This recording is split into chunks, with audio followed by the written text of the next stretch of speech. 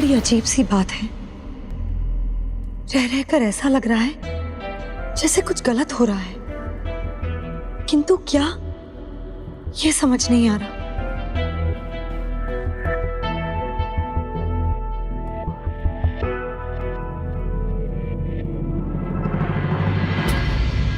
बिंदिया, ये क्या कर रही हो? इन फूलों को इकट्ठा करने का कोई लाभ नहीं है, ये मिट्टी से भर गए हैं, पूजा में चढ़ाने योग्य नहीं है।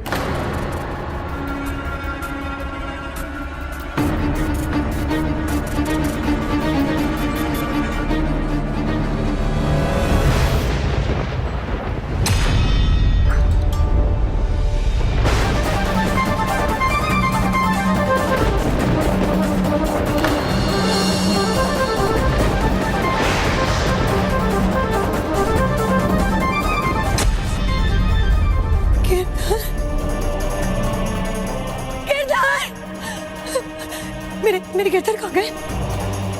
कोई ले तो नहीं गया उन्हें? नहीं, वो अपनी मीरा को छोड़ के ऐसे नहीं जा सकते।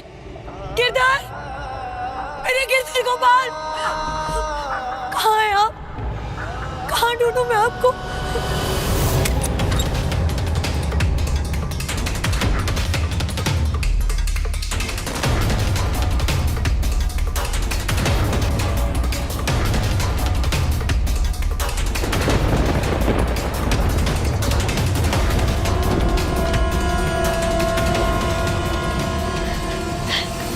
कहाँ गए होंगे? सुनो सुनो सुनो, तुमने मेरे गिरधर को कहीं देखा है? वो कहीं चले गए हैं। कहाँ जा सकते हैं? कहाँ गए होंगे? सुनो, तुम लोगों में से किसी ने भी मेरे गिरधर को देखा है? वो मंदिर में नहीं है। कहाँ जा सकते हैं वो? गिरधर!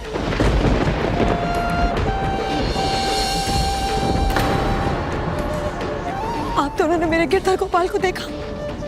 वो मंदिर में नहीं है। लगता है भाभी साहब आपके गिरधर गोपाल आपको छोड़कर चले गए। नहीं, ऐसा हो ही नहीं सकता। मेरे गिरधर गोपाल मुझे छोड़कर जा ही नहीं सकते। वो मुझे अपने साथ ले जाएंगे।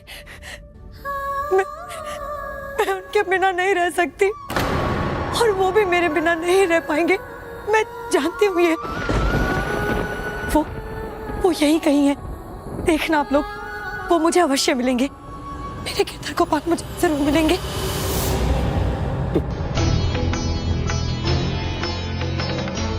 भाभी साहब बहुत बड़े भ्रम में हैं।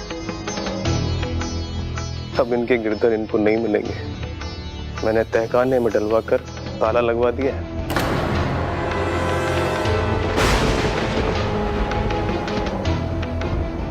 उचित है। कुछ दिन बाद थक हार कर भाभी साहब खुद ही अपने हाथ खड़े कर देंगी। कुछ दिन और ढूंढेंगी और भूल जाएंगी।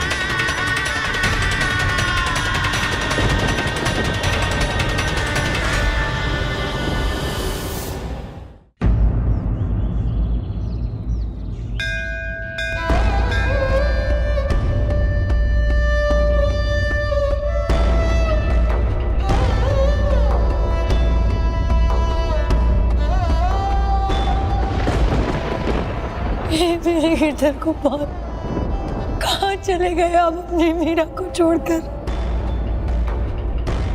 ये जानते हुए भी कि आपकी मीरा एक पल नहीं रह सकती।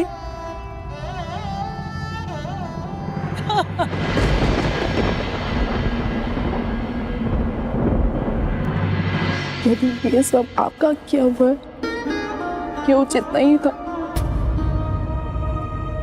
इस तरह से भाभी सा की भक्ति तोड़ नहीं सकेंगे। हाँ, ये हो सकता है कि वो खुद टूट जाए।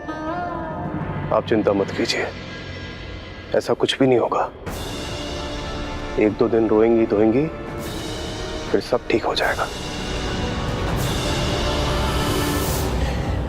आ जाइए मेरे गिरधर गोपाल। आपकी मीरा आपको कब से बुला रही है। मैं आपके बिना नहीं जी सकती मेरे गिरधर गोपाल। आ जाइए। चलिए यहाँ से, आइए।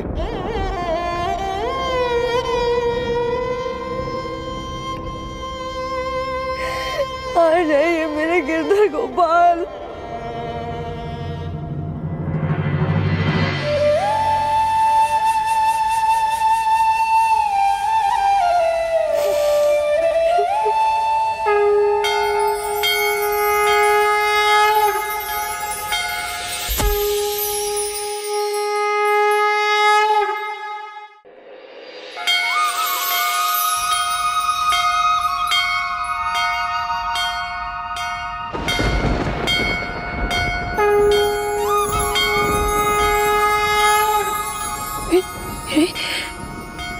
मेरे गिरधर की माला, मेरे गिरधर की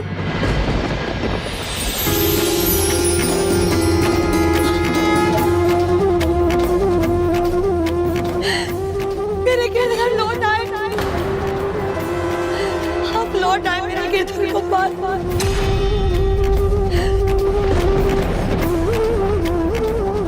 मैं जानती थी कि आप भी अपनी मीरा के बिना नहीं रह सकते। आप जहां भी गए होंगे वहां से लौट कर आएंगे।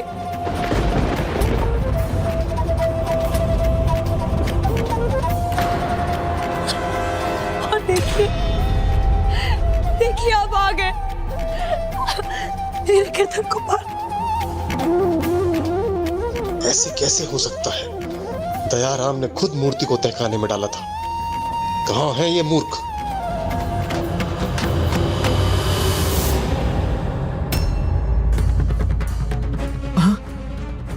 मैं ये कहां हूं? हाँ, खोलो ये द्वार, खोलो। कोई है? हाँ, मैं यहां कैसे आया? खोलो ये द्वार।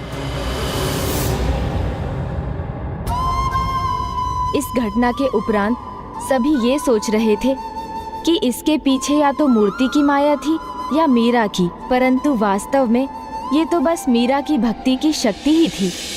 किंतु विक्रमादित्य की आंखें ये चमत्कार देखकर खुली क्या? क्या इस घटना के बाद उन्होंने मीरा की भक्ति को स्वीकार किया?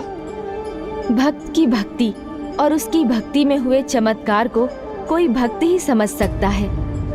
इसलिए विक्रमादित्य उस दिन के बाद भी मीरा की भक्ति की महिमा को नहीं समझ सके, बल्कि वो तो बड़े विचलित थे। चित्तौड़ के राणा जी मर्यादा की कोई परवाह नहीं, जो अपने घर में ही मर्यादा का पालन नहीं, वो भला प्रजा को कैसे संभालेंगे?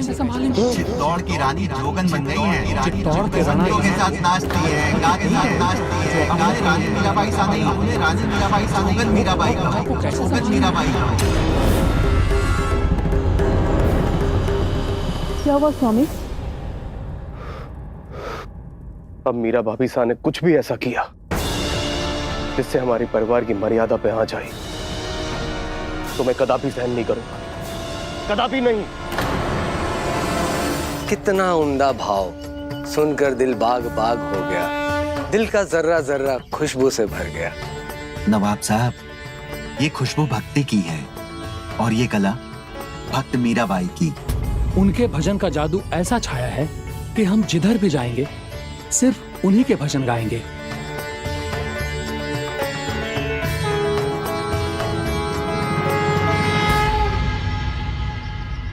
ये मीराबाई कौन है? वो कहाँ मिलेगी? मैं इतनी महान कवियत्री को मिलना चाहूंगा, उनके मुख से उनके लिखे पद सुनना चाहूंगा। ये कैसे हो सकता है हुजूर?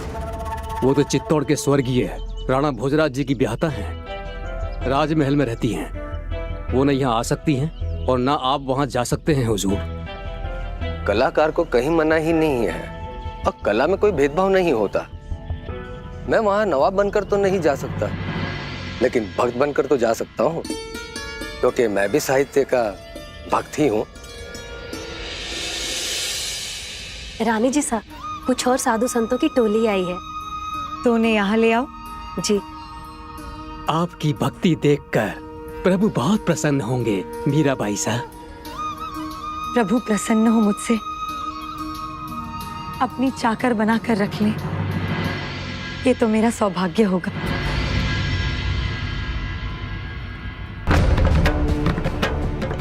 सारंगपुर के नवाब,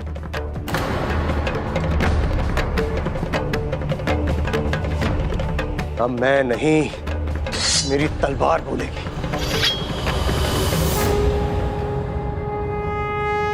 ऊपर वाले को चाहने वाले कितने बंदों से मिल चुका हूं, पर आप जैसा कोई नहीं मिला। आपके लफ्जों में ऊपर वाले के लिए बेमिसाल मोहब्बत है। मैं तो कला और साहित्य के कदरदानों में से एक हूं। मैं बहुत खुश नसीब हूं जो आपसे मिल सका। मैं आपको ये तोहफे में हार देना चाहता हूं। हार? कोई हार मेरे किस काम का? आपकी भक्ति को देखकर तो मैं ये जान गया हूं कि आपको सांसारिक चीजों का कोई मोह नहीं, किंतु कला और साहित्य का प्रेमी आपको कुछ देना चाहता है, तो उसे एक छोटी सी भेंट समझकर रख लीजिए। प्रभु भी भक्ति के भूखे हैं। भेंट में वो अपने भक्तों से और कुछ नहीं चाहते, किंतु फिर भी मैं आपकी भावना समझकर ये भेंट प्रभु के लिए मानकर स्वीकार करती हूँ।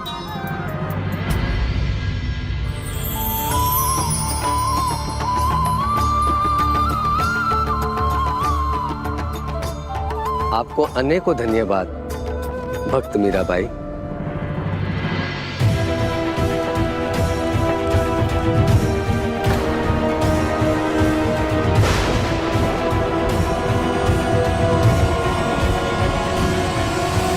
रुकिए नवाब साहब, सावधान नवाब साहब, चित्तौड़ पूरी तरह चौकन्ना है अपनी सुरक्षा के लिए।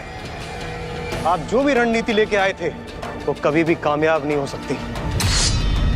कामयाबी या नाकामयाबी की बात तो तब होती है जब कोई योजना या रणनीति होती है।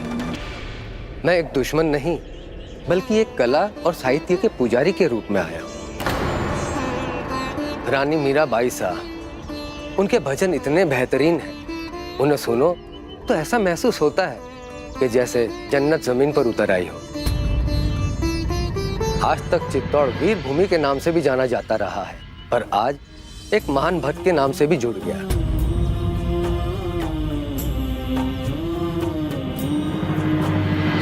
रानी मीराबाई साहब, उनके भजन इतने बेहतरीन हैं, उन्हें सुनो तो ऐसा महसूस होता है कि जैसे जन्नत जमीन पर उतर आई।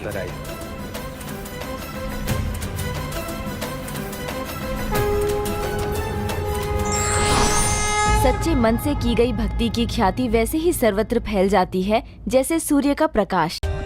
For more updates, subscribe to our channel, click the show links and enjoy watching the videos.